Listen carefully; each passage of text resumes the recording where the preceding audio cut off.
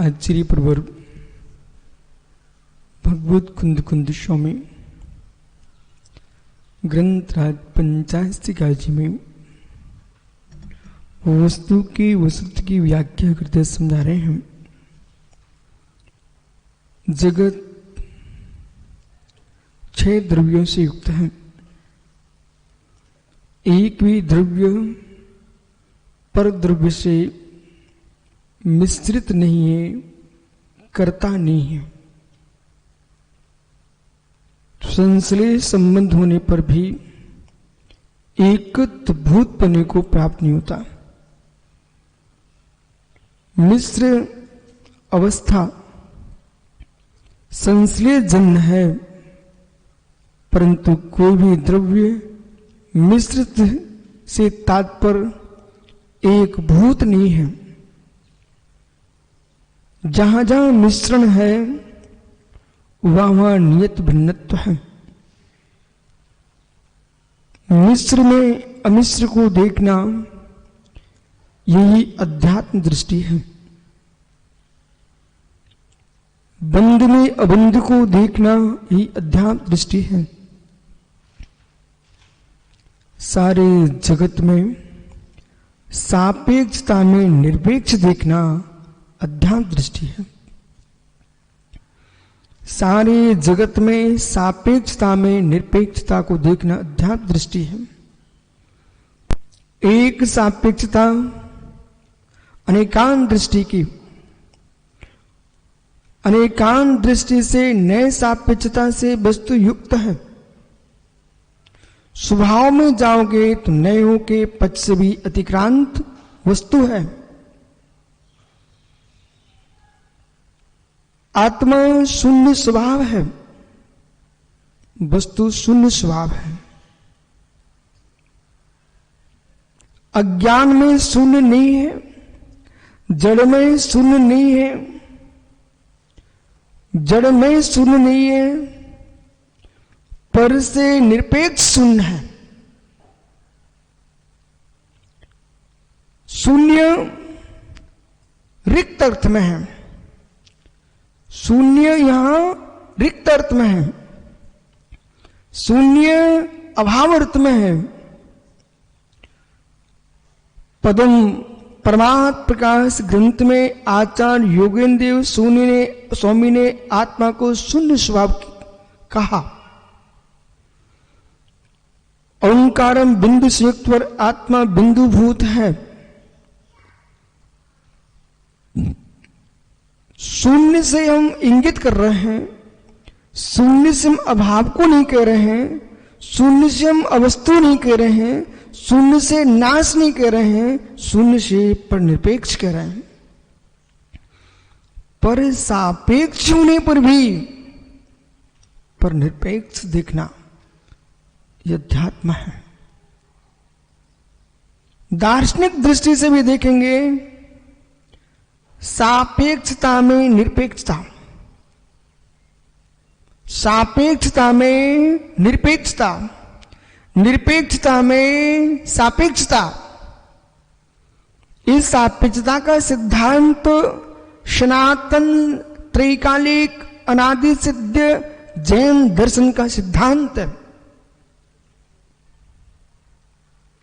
निरपेक्ष न्याय मिथ्या सापेक्ष वस्तु तीर्थकृत, ये सूत्र भगवत आचार्य शमंतरुद्ध स्वामी ने इस सूत्र का सूत्रपात किया। मिथ्या सो मिथ्या, मिथ्या तेज नास्तना, निरपेक्ष न्याय मिथ्या वस्तु सापेक्ष तीर्थकृत।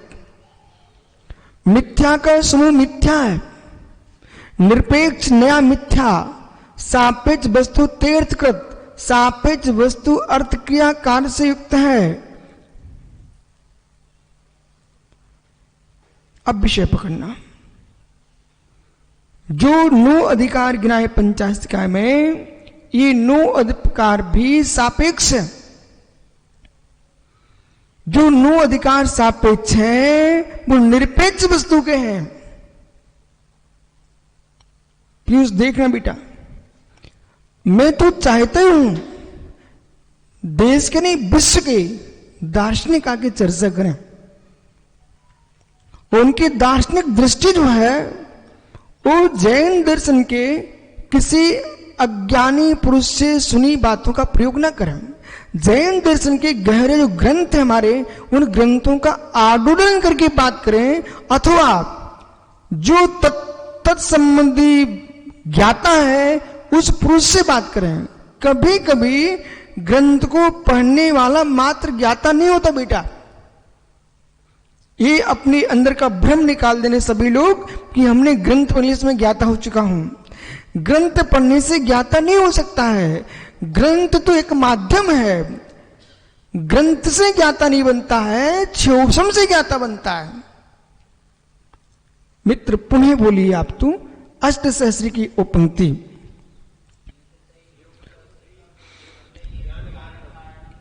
योग्यता ही ज्ञान कारणम, इस शब्द को विशेष बार बार दोहराना चाहिए बालकों। लवकुश योग्यता ही ज्ञान कारणम। बेटा आपको इतने ग्रंथ दिखाई दे रहे हैं बालक, इन ग्रंथों के मध्य में अभी वैशाली में बासुकुंड में जैन प्राकृत भवन है,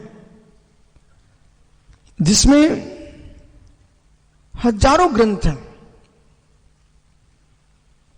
ये जैन दर्शन का दिगंबर परंपरा का एक बहुत सुंदर स्थान है, वैशाली बासुकुंड। और यहां पर साऊ शांति प्रसाद जी और भारत सरकार के दोनों के नियोग से जो प्राकृत शोध संस्थान है, इस प्राकृत शोध संस्थान में हजारों ग्रंथ है बेटा। लेकिन उस ग्रंथालय में झाड़ू लगाने वाले लोग भी हैं, उस ग्रंथालय में कुर्सी डाले बैठे लोग भी हैं। लेकिन वहां बैठने से, ग्रंथालय की सफाई मार्च से ग्रंथों ज्ञान नहीं होता। अथवा कोई यूं सोचे मैं बहुत ग्रंथ का संग्रह कर लूंगा तो मैं ज्ञानी बन जाऊंगा।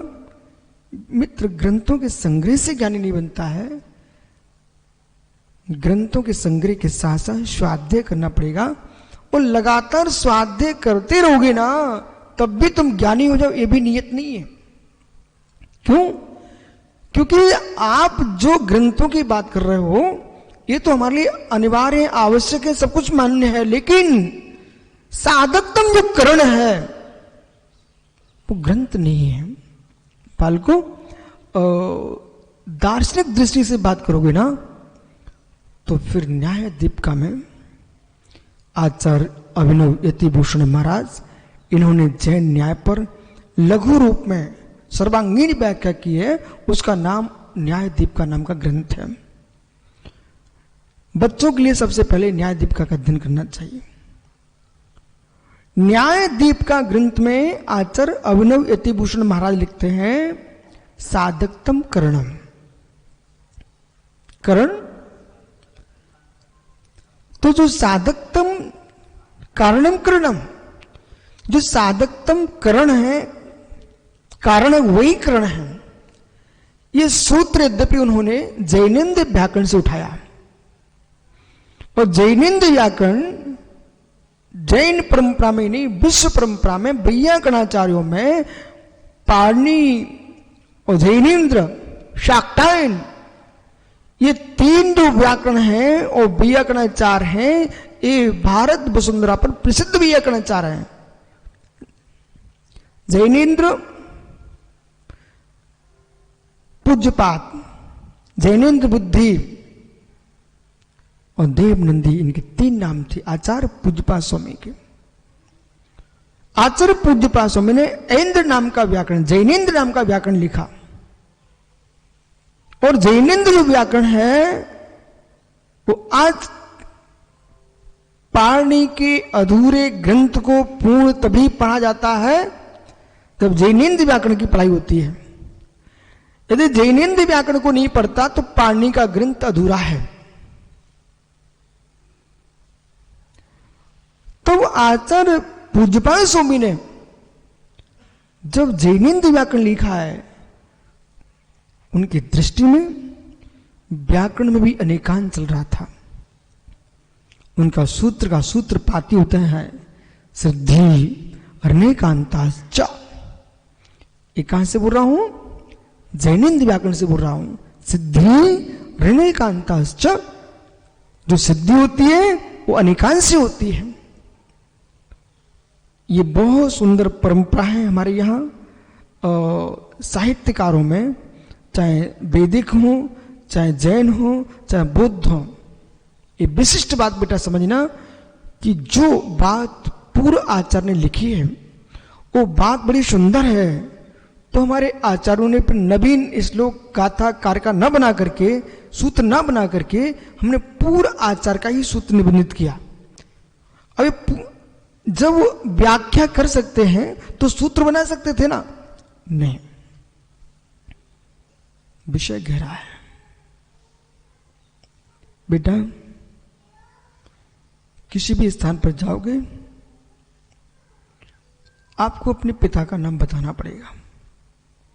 आप चाहो मैं अपने पिता का नाम नहीं लेना चाहता हूं, मेरी प्रसिद्धि चलना चाहिए, नहीं। कोई दीक्षित पुरुष है उसको अपने गुरु का नाम बताना पड़ेगा।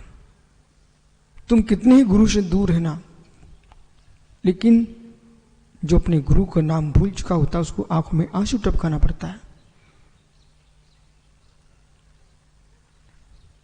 जब जब तुम्हारा दीक्षा दिन आएगा, जब जब तुम्हारा कोई विशेष काम आएगा, अपने गुरु का तुम नाम छुपा चुके थे बेटा, उस दिन तो लोग पूछेंगे स्वामी आपके गुरु कौन है?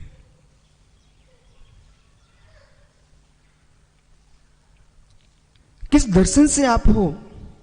तो आपको अपने प्रभु का नाम भी बताना पड़ेगा।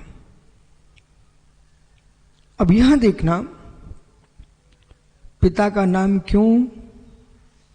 पुत्र की प्रमाणिकता। तुम संतान तो हो, जब तक पिता का नाम नहीं बोलोगे तुम्हारे कुल की प्रमाणिकता का बोध नहीं होगा। ये दुनिया को मालूम है बिना पिता के बेटा नहीं होता, लेकिन फिर भी पिता का नाम बोलना पड़ेगा। तुम्हारे कुल की प्रमाणिकता क्या है? शिष्य हो तुम, दीक्षित हो, ये सबको मालूम है कोई ना कोई गुरु अवश्य होगा, फिर भी तुमको गुरु बताना ही पड़ेगा। बोले क्यों? आपके गुरु परंपरा प्रमाणिकता से ही आपकी प्रमाणिकता बनेगी। जिसके गुरु प्रमाणिकता नहीं है उसका जीवन प्रमाणिक नहीं बन पाएगा। इसी प्रकार से हमारे आचार्यों ने जिस बात को स्वयं भी लिख सकते थे, स्वयं भी बता सकते थे, लेकिन भी फिर भी उन्होंने पूर्वाचार्यों के कारकों को उद्धृत किया। क्यों? अपनी बात की पुष्टि के लिए, अपने ग्रंथ की प्रमाणिकता के लिए। और बार बार आचार्यों ने जिनोक्तम, जिनदिठम, जिनदेव ने कहा है, इस प्रकार से व्याख्यान किया। क्यों किया? प्रमाण की प्रमाणिकता के लिए हमारे लिए पूर्वाचार्यों का नाम लेना ही चाहिए। पर इस बात का जरूर ध्यान रखना है सारस्वत जी, जो बात पूर्वाचार्यों ने लिखी नहीं है, आपने स्वयं लिखी रखी हुई है, उस पर तुमको पूर्वाचार्यों ने कहा है, तो हम जैसे लोग भी होंगे वे खोजेंगे कहां पर लिखा है। यदि आपने मात्र नाम बोल दिया कि पूर्वाचार्यों ने कहा है, इतने से काम नहीं चलेगा। वो विषय वहां पूर्वाचार्यों का मिलना चाहिए, बराबर। नहीं तो कुछ भी आप बोलते जाएं, कुछ भी आप लिखते जाएं, उसमें मात्र लिखते हैं जिनोक्तम जिनोक्तम, तो मित्र आपको लोग एक किनारे कर देंगे।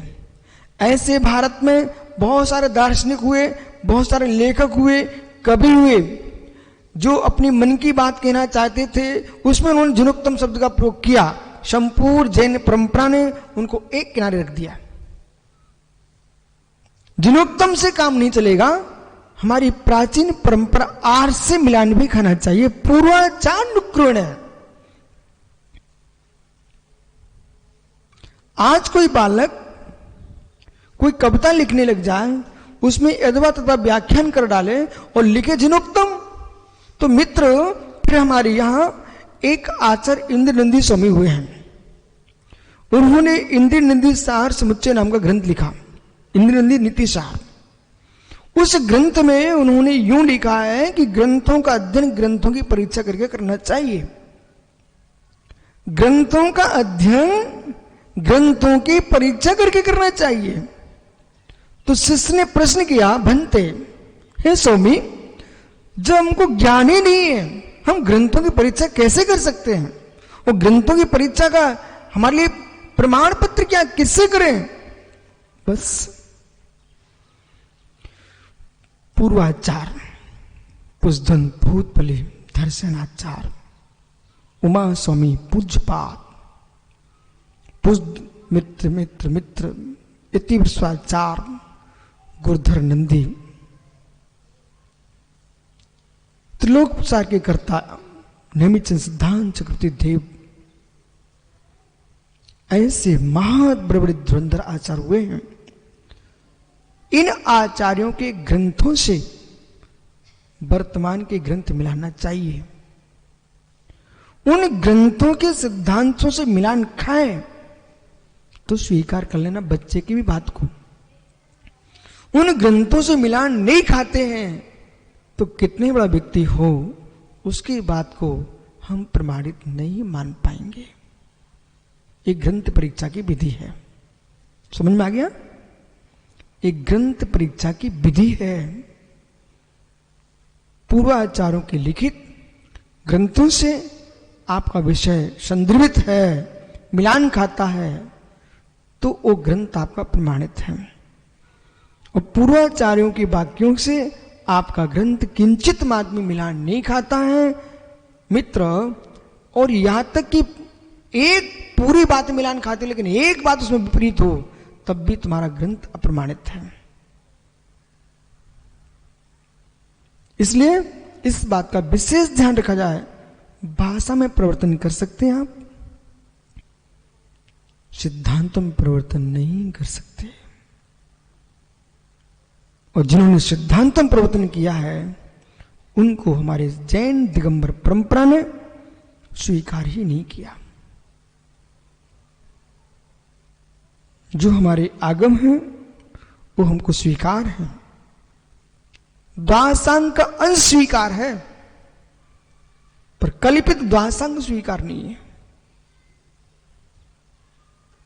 कल्पित द्वादशांग स्वीकार नहीं है, द्वादशांग का अंश स्वीकार है, जिसमें निर्ग्रंथता को ही सग्रंथ हम बदल दिया गया हो, वे आगम श्रवण दिगंबर परंपरा में स्वीकृत नहीं किए गए।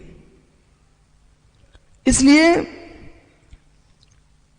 जो गहराइयां हैं तत्व की, ग्रंथों का अध्ययन करने पर भी कुछ सच्चा ज्ञाता बनना है तो कुछ दिन के लिए अपने स्वयं की बुद्धि को विराम देना पड़ेगा। जितना आज तुम्हारे पास 6 समय है, जिस दिन पढ़ने गए थे प्रथम दिन, वो तुम्हारे पास होता, आप अपने अध्यापक से पढ़ नहीं पाते, क्योंकि आप अपना दिमाग दौड़ाते, वो सामने वाला थक जाता, तुमको कुछ बताता नहीं, आप कुछ आगे बढ़ नहीं सकते थे। इसलिए प्रारंभ में गुरु आज्ञा में ही आपको चलना पड़ता है। गुरु ऐसा खोजो जो आगम में अपनी बात का मिश्रण ना करता हो, आगम को ज्यों का त्यों बताता हो, ऐसे गुरु की खोज करना। वह ऐसा गुरु मिल जाए, फिर मित्र गुरु को पर अपनी श्रद्धा उड़ेल देना और यूं कहना कि किसान गाय को सब कुछ खिलाता है, वो बाल्टी लेके बैठता है, फिर नहीं सोचता गाय क्या देने वाली है, वो तो श्रद्धा से दूध भर खिलाता है। इसी प्रकार से जिन आगम की गूढ़ता में जाना है तो हर सूत्र पर अपना दिमाग बिल्कुल नहीं लगाना, क्योंकि हमको सुबुद्धि अनुसारी सूत्र नहीं बनाना है। मुझे स्वबुद्धि अनुसारी सूत्र नहीं बनाना है, जिन सूत्र अनुसारी बुद्धि चलाना है। सुबुद्धि अनुसारी सूत्र का निर्माण नहीं करना है, जिन सूत्र के अनुसारी अपनी बुद्धि को करना है। आपकी बुद्धि जिन सूत्र के अनुसार चलेगी तो आप प्रमाणित विद्वान कहलाएंगे।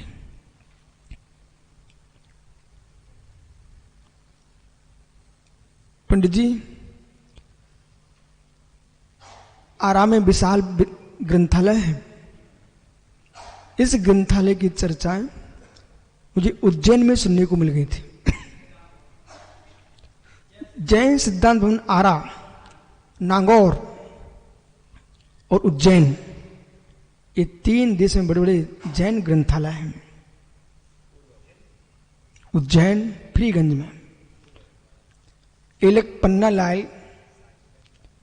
पन्ना लाल साहित्याचार्य ने, एलक पन्ना लाल एक एलक जी थे, उन्होंने एक ब्यावर में बनाया, उन्होंने बड़े बड़े ग्रंथालय खुलवाए। तो मतलब हर सदी में कोई ना कोई ऐसा जीव हुआ जिसको जिनागम के प्रति आस्था और श्रद्धा उत्पन्न हुई, और जिन्होंने जज साहब सरस्वती के भंडार को भरा है। लेखक महान होता है, टीकाकार महान होता है, इन सबकी महानता की महिमा बताने वाला ग्रंथों का रक्षक ही होता है। कुंद कुंद महान हुए, अमृत संस्वी महान हुए, जयसेन महान हुए, लेकिन आज हमारे समाज, हमारे विद्वान मुनिगण आचार्यगण इन ग्रंथों की भाषा नहीं करते। उनकी मान्यता की कौन कीमत? ग्रंथों की महिमा बढ़ाने वाला, अध्ययन करने वाला ही होता है। आओ बालको, जो तुम जान रहे हो वह है ग्रंथ अध्ययन से मात्र ज्ञाता नहीं बन सकते। ग्रंथ द्रवश्रुत शब्द ब्रह्म बहिरंग निमित्त है, अंतरंग में निमित्त वाला ज्ञानवनी क्रम का 6 छोषम है। वो उपादान स्वयं की ज्ञान शक्ति है,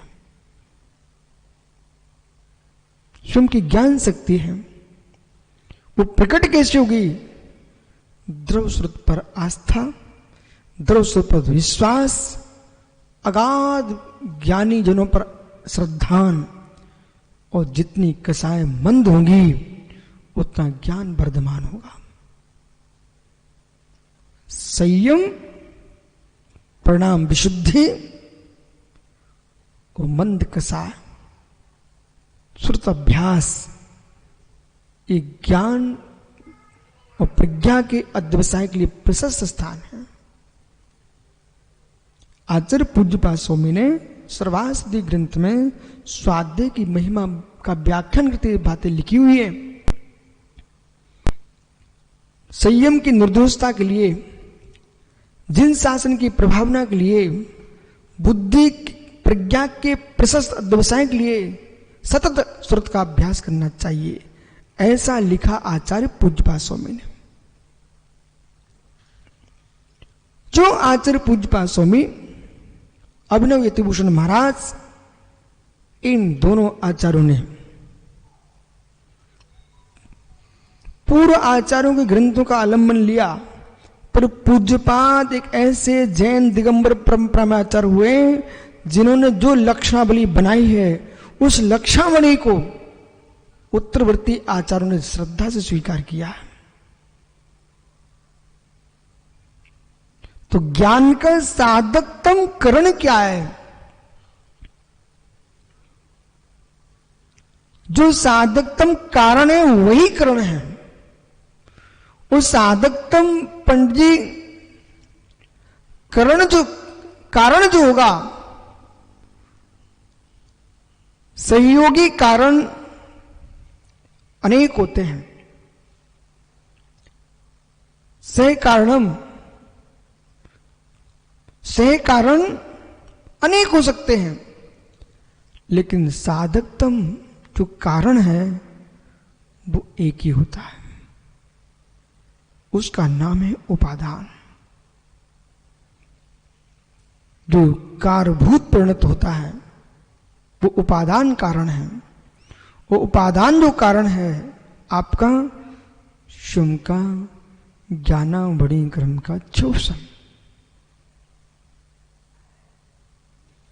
वो है तो संपूर्ण शास्त्र काम में आएंगे।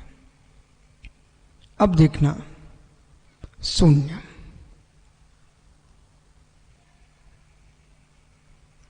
बौद्ध का मध्यम मार्गी शून्य और मित्र जैन दर्शन का शून्य। शून्य स्वरूपोहम, शून्य स्वरूपोहम, शून्य स्वरूपोहम।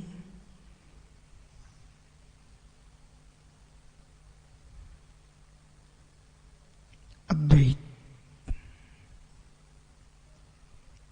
पूर्ण अद्वैत, आवाज शून्य है। चेतन द्रव्य में 148 क्रम प्रकृतियों का रिक्त अभाव।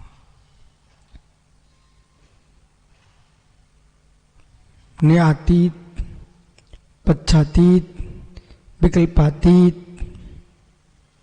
सबसे शून्य है। बेटा निश्चय, यही निश्चय है। ध्रुवीकरण, भावक्रम, नोक्रम, इनसे भी भिन्न है। जैन दिगंबर परंपरा में एक तारण स्वामी हुए हैं, लगभग 550 वर्ष पूर्व। उन्होंने भी एक शून्य स्वभाव पर ग्रंथ लिखा। पर शून्य स्वभाव उन्होंने लिखा है वो परमात्म प्रकाश का ही प्रभाव है।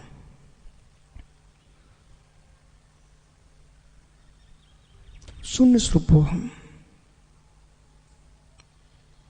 जब ब्रह्मदेव सूरी, मैं दिगंबर आचार्य का नाम ले रहा हूं, नहीं तुम सूरी से कोई दूसरा समझो।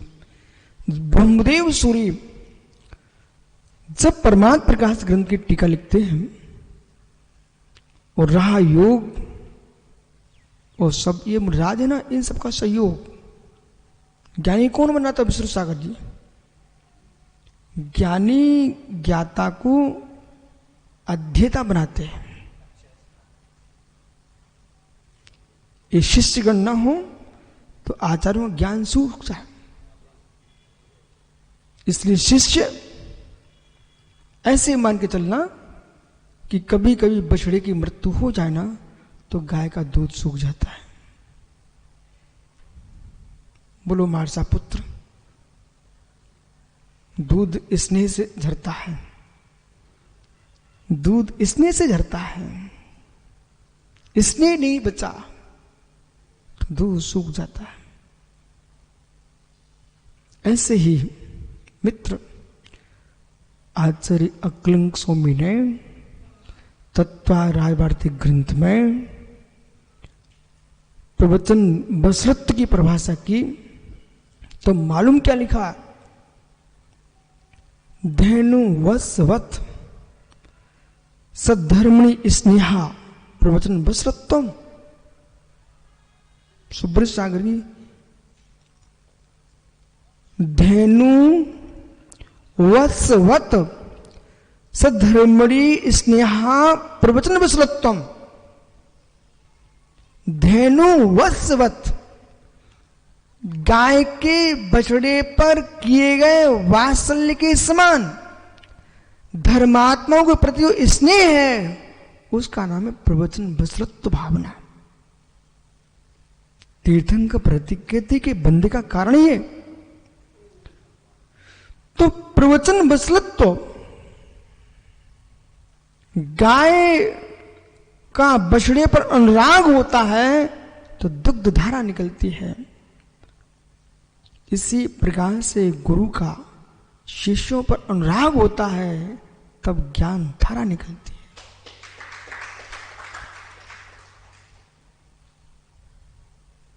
ये परम सत्य है।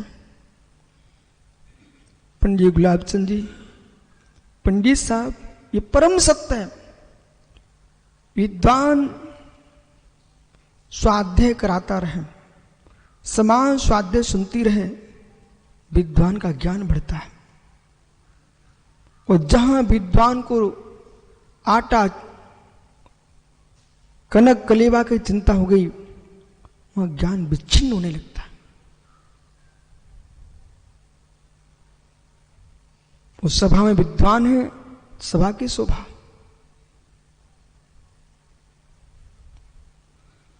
इसलिए यदि चंद्रमा की शोभा है तो तारों से होती है, तो गुरु की सेवा भी शिष्यों से होती है।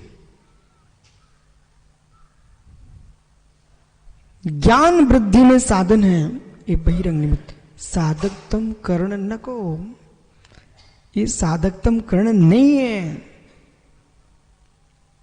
ये सहकारी साधन है। जब जैनाचार शून्य पर विचार करते हैं, पीयूष तो हमारा शून्य बहुत विराट है। शून्यवादी जो शून्य हो जाता है, तब जैनाचार्यों का शून्य विशालता की हो जाता है।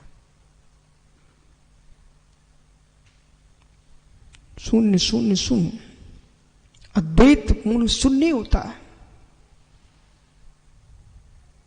परमाणु शून्य, परमाणु शून्य, पुद्गल की नाना पर्यायों से रिक्त है, उसका नाम परमाणु। पुद्गल की स्कंद पर्यायों से रिक्त है, उसका नाम परमाणु। शुद्ध परमात्मा शून्य, संसार की कोटि कोटि पर्यायों से रिक्त है, वो सिद्ध परमात्मा शून्य। जैन योगी की साधना शून्य, जैन योगी की साधना शून्य। तात्पर्य साकारम ज्ञानम निराकारम दर्शनम। जब साकार ज्ञान के विकल्पों से शून्य होता है, निराकार दर्शन में लीन होता है, अध्यात्म दृष्टि से आत्मग्राही दर्शन, सुपरग्राही ज्ञान, चित्त प्रत्यास का नाम दर्शन, और चित्त प्रत्यास का नाम जब दर्शन हम देखते हैं, तब पर भावों से शून्य।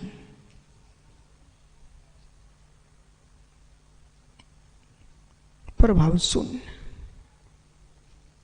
यहां पर नाना दर्शनों की बात कर रहे हैं आचार्य जैसे स्वामी। क्यों? मिथ्या वितर्कों से शून्य होने के लिए।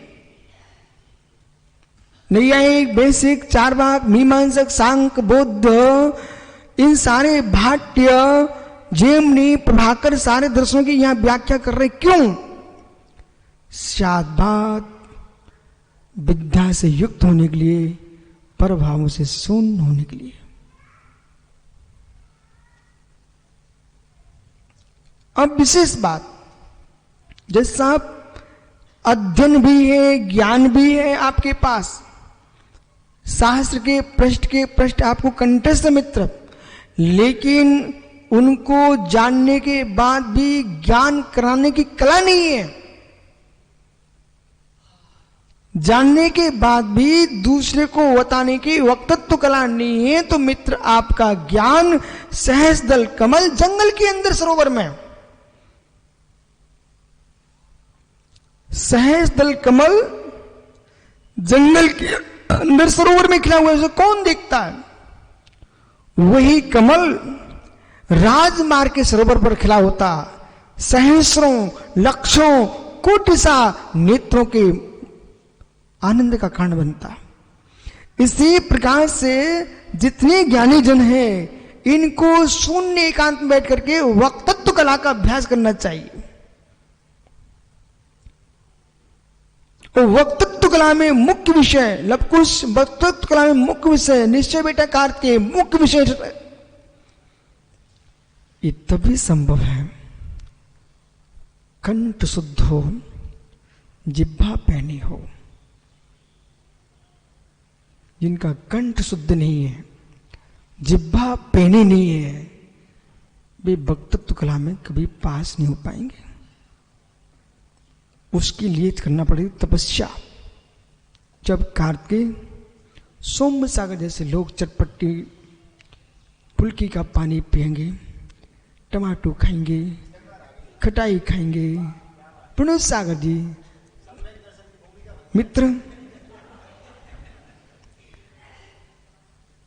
तो आप चिल्लाने वाला कंठ तो पा सकते हो, लेकिन दंतु, तालभ्य, मूर्धन्य, इन जो वर्ण स्थान, उच्चारण स्थान है, इनका प्रयोग करने के लिए मित्र खटाई चांडालिनी से दूर होना पड़ेगा। इस खटाई चांडालिनी से दूर होना पड़ेगा, तब भी कंठ पवित्र बचेगा। यदि नहीं आना चाहता है तो कोई बात नहीं है, आपका स्थान फटे बांस के स्थान पर आ सकता है, लेकिन कोयल जैसा कूकता नहीं मिल सकता ना।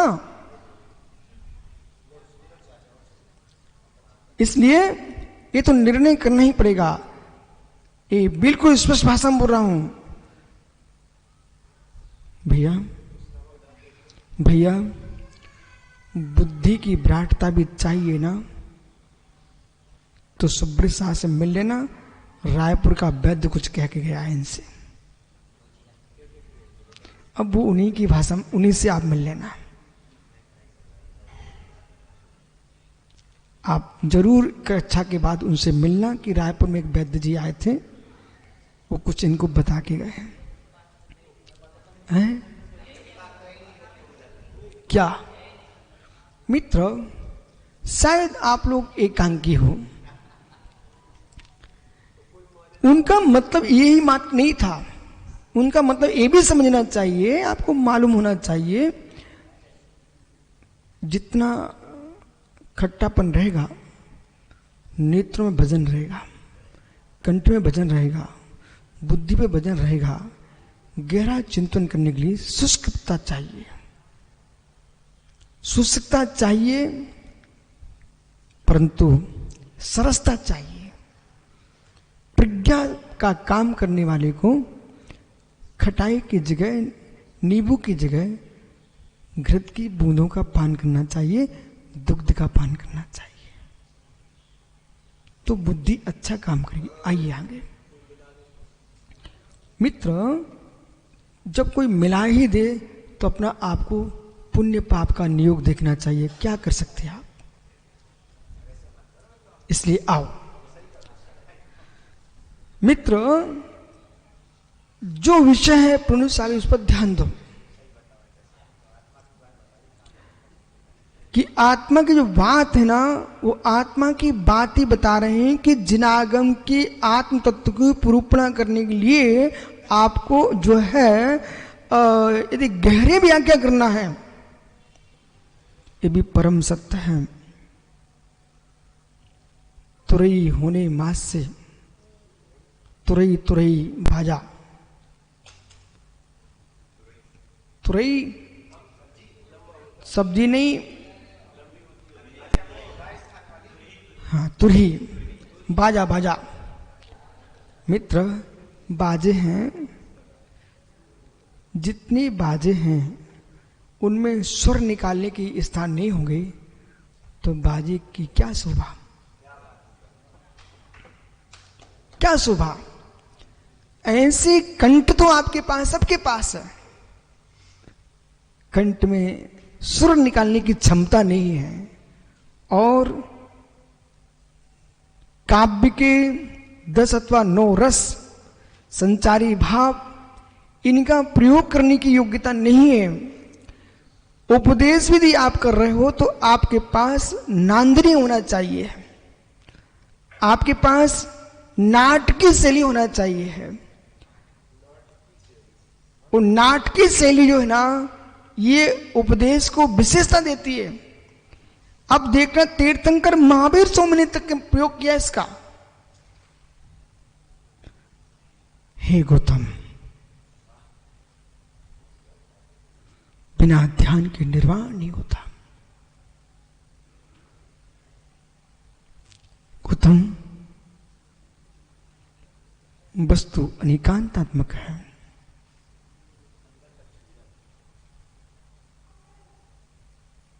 हे गौतम, शादबाद का सिंहनाद जगती पर तब तक रहेगा जब तक अग्नि अंबर है, तब तक ये दिगंबर की देशना जीवंत रहेगी।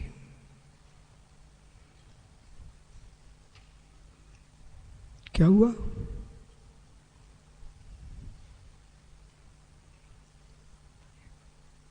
यहां ये मत कहो कि भाषा का प्रयोग क्या है। कोई व्यक्ति लड़ना चाहे, भाषा ना बदले तो लड़ाई का मजा नहीं आएगा। कोई हंसना चाहे, वो भाषा ना बदले तो हंसाई का मजा नहीं आएगा। मित्र, जिनवाणी की व्याख्यान में भाषा का परिवर्तन न हो तो जिनागम का आनंद नहीं आएगा।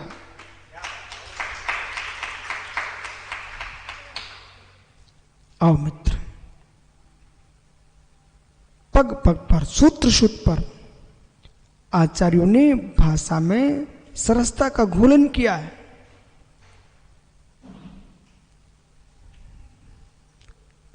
श्याम गौ का दुग्ध हो, वो मिश्री घोल दो। पुरुष सागर जी, उस गौ का दुग्ध जो है कोटि गुना और सुखद प्रद, आनंद प्रद और स्वास्थ्य प्रद होगा। लेकिन नमक घोल दिया, ये तो माताओं ध्यान दो, कभी जीवन में ये कभी ऐसी भूल मत कर बैठना। दुग्ध धान्य में आपने रोटी में नमक डाल दिया और दूध में आपने उसको ग्रहण कर लिया, आपकी नेत्रों की ज्योति मंद हो जाएगी। कैलाश पाटनी जी, जितना रोटी में नमक अधिक खाओगे उतनी नेत्रों की ज्योति मंद होगी, बुद्धि मंद होगी। इसलिए कभी भी स्वप्न भी खीर में नमक तो डालना मत, दूध में नमक डालना मत। अब जो मिश्री डालना थी, जहां पर वहां नमक छोड़ दिया है, वहां तो दृष्टि मंद होगी होगी। ऐसे ज्ञानियों, जहां पर सरसता चाहिए थी मिश्री की, वहां तुम नमक छोड़ रहे हो उसके अंदर, वो कैसे स्वास्थ्यकारी हो सकता है? ऐसे आगम के व्याख्यान में कड़वी, मेरे मित्र, कसायली, कड़वी और नमकीन वस्तु नहीं छोड़ना चाहिए, वह तो मिश्री जैसा घोल होना चाहिए। इसलिए किस जैसे होना चाहिए ये कुछ नहीं कहना है, आगम के अनुसार होना चाहिए, आगम के अनुसार होना चाहिए और भाषा की प्रांजलता के साथ होना चाहिए।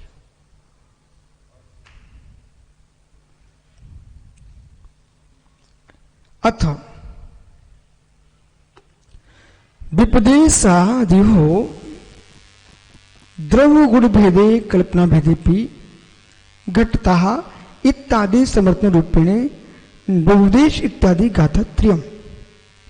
विपदेश आदि द्रव्य गुण भेद से कथनचित भेद होने पर भी द्रव्य समर्थन रूपेण बहुदेश आदि गाथा सूत्र 3 तदंतर मेक क्षेत्र अवगाहित्व ने इत सिद्धांत भेद सिद्धांत आधारभूतानां पदार्थानां प्रदेश भेदे सति इति आत्मनि ज्ञानम इह तंतुषु पट इत्यादि रूपेण इदम इति एदम मिति प्रत्यय संबंधम संवायते विधीयते नैयायिक मते तस् निषेधनार्थम नैसो संवाय इत्यादि सूत्र द्वयम। आगे जो है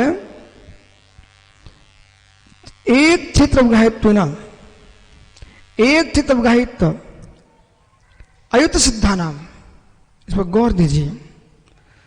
आत्मा और ज्ञान, आत्मा और ज्ञान, पंडित गुलाब चंद जी, आत्मा ज्ञान का जो संबंध है वो युत संबंध नहीं है, अयुत संबंध है। अयुत संबंध है हमारा समवायीकरण है, हमारा समवायीकरण है जैनियों का। लेकिन नैयायिक जो है ये समवायीकरण को नहीं स्वीकारता है, वो भिन्नत्व देखता है ज्ञान में, आत्मा में। उसको कह रहे हैं कि एक क्षेत्र अयुत सिद्धांतम अभेद सिद्धांता नाम। अभेद सिद्धांत गुण गुणी में अभेदपना है, अग्नि में उष्णता, जल में शीतलता, आत्मा में ज्ञान दर्शन। आधार आदि भूतानाम, आधार आधे भूत होने पर भी, विशेष शब्द को सुनिए, आधार आधे भूत होने पर भी, आधार आधे से तात्पर्य जैसे पेंसिल है, ये चौकी है, इस पर पेंसिल रखी हुई है, तो पेंसिल जो है आधे है और चौकी आधार है। तो ऐसे आत्मा में ज्ञान है, तो आत्मा में जो ज्ञान है, तो चौकी पर जैसे पेंसिल है ऐसे है क्या? चौकी पर पेंसिल है ऐसे आधार संबंध नहीं है, यहां पर अभिन्न आधार आधे संबंध है, अयुसिद्ध आधार आधे संबंध है, ये अविनाभाव भूत आधार आधे संबंध है। ये अंतरंग व्याप्य व्यापक भूत आधार आधे संबंध है। पदार्थानाम प्रदेश भेदे पे सती कथंचित गुरु गुड़ी में प्रदेश भेद होने पर भी ये आत्मनि ज्ञानम ही, ये आत्मा ज्ञान भूत है। ये संज्ञा लक्षण प्रयोजन की अपेक्षा से प्रदेशत्व की भिन्नता बता रहे हैं, लेकिन वैसे प्रदेश की भिन्नता नहीं है। इसलिए तंतुसु पट, तंतुसु पट, तंतु तंतु में पट है वस्त्र, वस्त्र वस्त्र में तंतु है। तंतु से रहित वस्त्र नहीं है, वस्त्र से रहित तंतु नहीं है। जहां जहां वस्त्र होगा वहां नियम से तंतु होगा। तंतुओं का समुदाय का नाम वस्त्र है। आया कुछ समझ में? तंतुओं के समुदाय का नाम ही वस्त्र है। इसी प्रकार से ज्ञान गुण और नाना पर्यायों का समुदाय ही आत्मद्रव्य है। जैसे तंतुओं से रहित वस्त्र नहीं होता है, ऐसे गुण से रहित गुड़ी आत्मा नहीं होती है। तंतु इत्यादि रूपे ये मिति प्रत्यय संबंधम समवाय इत्यादि नैयायिक मत, जो नैयायिक मत है उसके निषेध करने के लिए तस् निषेधम ये न ही समवाय यह इत्यादि शुद्धम, जो आप सर्वता भिन्न ही मानने वाले हो, ऐसे ही नैयायिकों से कहेंगे कि आपका जो मत है वो सम्यक नहीं है, हमारा समवायीकरण है, अयुत सिद्ध है, युत सिद्ध नहीं है। तंतु तंतु भिन्न भिन्न अवश्य है, लेकिन तंतु से रहित वस्त्र नहीं होता है। वस्त्र जहां भी होगा तंतु से युक्त ही होगा। ऐसी आत्मा ज्ञान दर्शन से भिन्न है, संज्ञा लक्षण प्रयोजन की दृष्टि से भिन्न है, लेकिन अधिकरण की दृष्टि से आत्मा और ज्ञान एक ही है।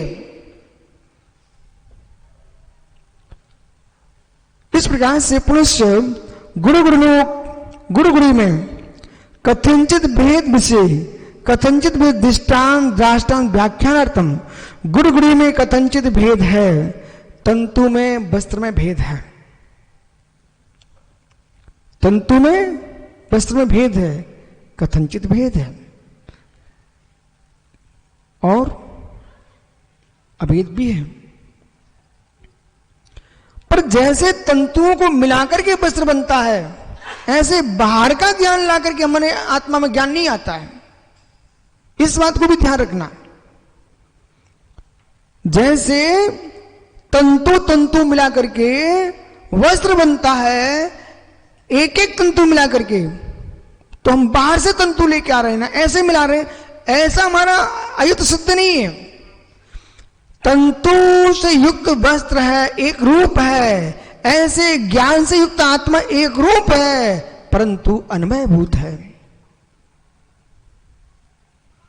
अब कोई जज साहब, जिन लोगों की मानसिकता यह है कि बुद्धि काम ना करे तो साधु बन जाना चाहिए, जिनकी मानसिकता हो हमारे घर में कोई काम नहीं इसलिए साधु बन जाना चाहिए, जिनकी ये मानसिकता हो पढ़ाई लिखाई मन नहीं लगता तो साधु बनना चाहिए, इन 3 हेतुओं से कभी साधु नहीं बनना चाहिए। क्योंकि साधु बनने के लिए यहाँ आप प्रयोग करो, आपको जितनी सूक्ष्म प्रज्ञा होगी, जब जय भैया, जब घर का काम तुम करना नहीं सीख पाए तो आत्मा की पहचान क्या करोगे? जितनी बुद्धि गृहस्थी चलाने की लगती ना, उससे 1000 गुनी बुद्धि जैन साधु बनने के लिए चाहिए पड़ेगी। प्रज्ञा विशाल चाहिए, प्रज्ञा विशाल चाहिए। ये विषय चल रहा है द्रव्यान योग का, लेकिन पीयूष, कल एक व्यक्ति को आपने सुना जब शून्य की व्याख्या कर रहे थे, लड़खड़ा रहे थे। देखो, विषय पर अधिकार नहीं होगा, बोलने बैठो तो लड़खड़ाओगे। साइकिल चलाना नहीं जानते तो कैंची तक में गिर जाओगे, वो चलाना जानते हो ना तो दोनों हाथ छोड़ के चला सकता। इसी प्रकार से ये उपदेश जो है ना, ये बहुत बड़ी विद्या है। अपने विषय को निर्भीक होकर कहना, ये कब? जब आपको बोध होगा तब। कितनी गहरी बात करें यहां पर, कितनी बुद्धि चाहिए विश्व सागर जी। दृष्टांत भी दे रहे हो तो वहां व्याप्ति घटित होना चाहिए, और व्याप्ति घटित नहीं हो रही है तो दृष्टांताभास।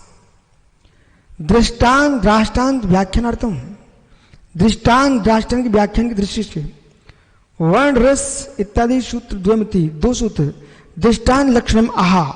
अब यहां पर दृष्टांत के लक्षण कहते हैं, आप लोग याद कर सकते हो, अंडरलाइन कर लो। दृष्टावंतो धर्मो, जिसमें देखे जाते हैं धर्म, जिसमें देखे जाते धर्म। क्या? स्वभाव अग्नि धूमयु, स्वभाव में व्याप्ति घटित होना चाहिए दृष्टांत की, स्वभाव में व्याप्ति घटित होने दृष्टांत की। अग्नि से युक्त है पर्वत, क्योंकि धूमवान। तो जैसे कि मानस का अर्थ होता है रसोई घर।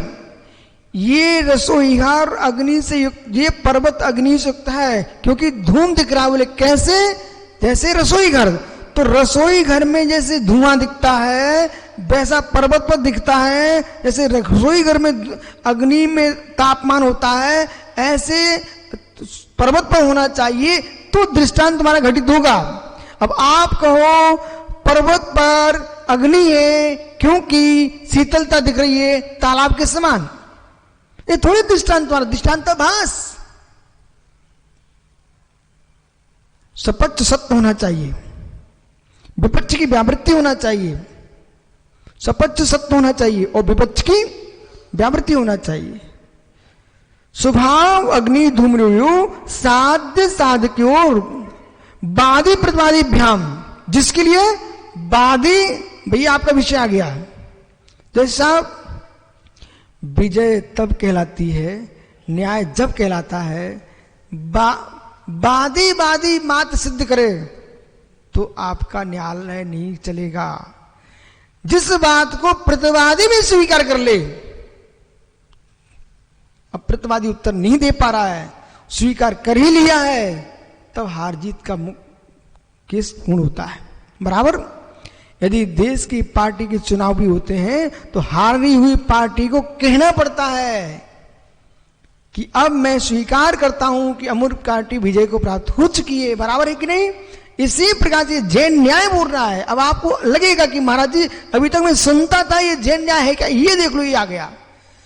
वादी प्रतिवादी जो दोनों के लिए स्वीकार हो, साध्य साधक और वादी प्रतिवादिभ्याम कर्तृभूताभ्याम विवादेन यत्र, जो कर्तव्य से निर्विवाद है, जिसमें विवाद नहीं है, अविवाद, यत्र वस्तुनि, महात्मा बिरल भाई है क्या, यत्र वस्तुनि, अभी क्या पढ़ के आए हो विशु, वस्तु के रूप पढ़ के आना, कि कौन सा रूप बना है, यद वस्तुनि, मित्र यत्र वस्तुनि सा दृष्टांति, जो वस्तु है वो दृष्टांत है, ये प्रथमा का बहुवचन है, ये प्रथमा का बहुवचन है मित्र, नपुंसक लिंग में है। वस्तु, महात्मा जी रूप बोलिए, वस्तु, वस्तु, वस्तुनि, वस्तुनि,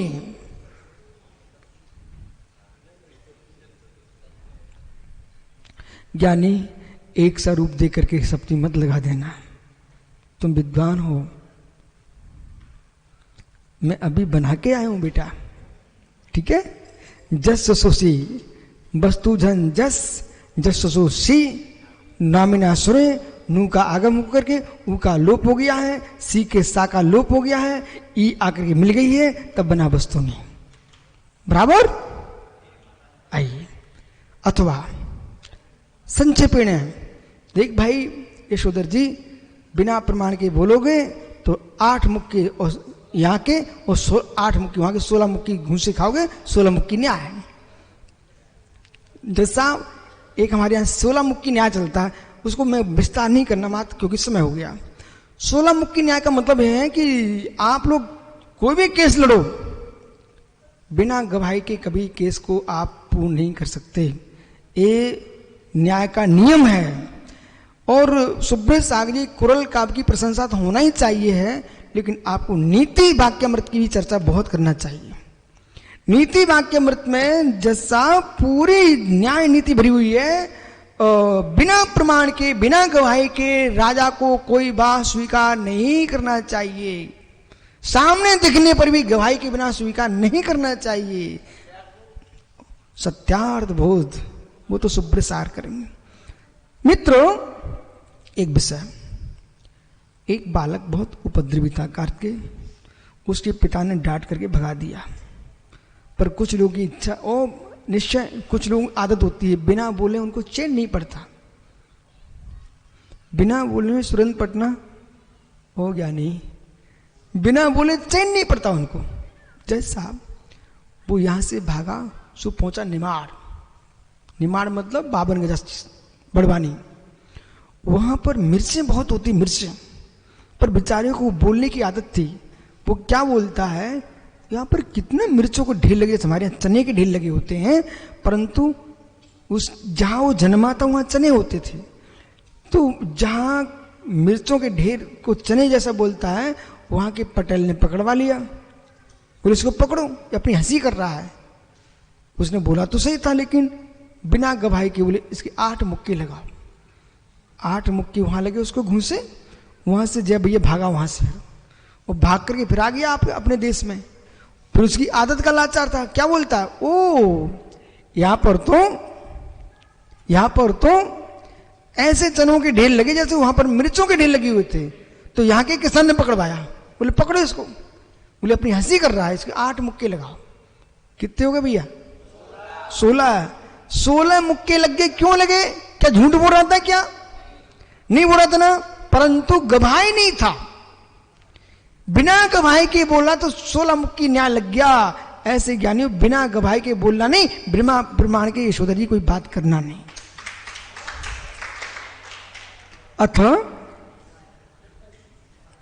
संक्षिप्ण इथेति दृष्टांत लक्षण तदेव दृष्टांत लक्षण दृष्टांत लक्षण, इसी प्रकार दृष्टांत लक्षण जानना चाहिए। आपका समय हो गया शेष, आगे विचार करेंगे, कल फिर आओगे पर तो पुनः चर्चा करूंगा।